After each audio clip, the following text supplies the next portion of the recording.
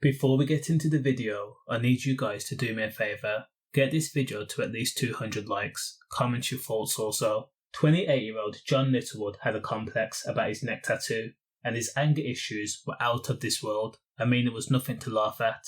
On the 29th of August of 2021, at the estimated time of 1 AM, John Littlewood, who's from Great Bar in Birmingham, had been having a night out at the Molloy's bar in Sutton Coldfield. Now, while on the dance floor, enjoying drinks, he spotted a man laughing.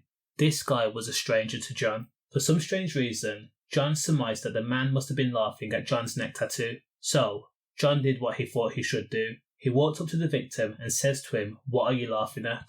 The victim, who was sharing a joke with a friend, explained he wasn't laughing at John, and John had been mistaken. For good measure, the victim then reached out his hand and then shook John's hand to make John know that there was no issue. Now, everybody thought that everybody could just enjoy their night. However, a few minutes later, John went up to the victim again and says, "You're taking the mick now." John then told the victim to come outside for a scrap. However, because the victim did not respond in the manner that John Littlewood wanted, he smashed his fist into the victim's face, breaking a jawbone. The victim also lost some teeth. And of course, he suffered injuries to the head as well. Now, it has to be pointed out again that John Littlewood was mistaken. The victim was not laughing at John's neck tattoo.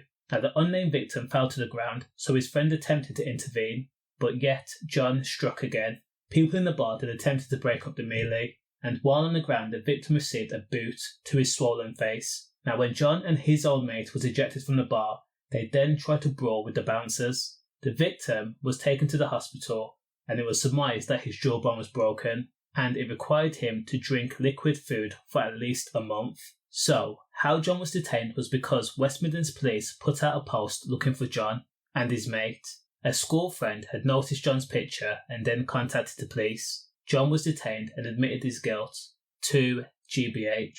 Now, when he was brought in front of a judge, 28-year-old John Littlewood says that he can't go to prison because his family depended on him.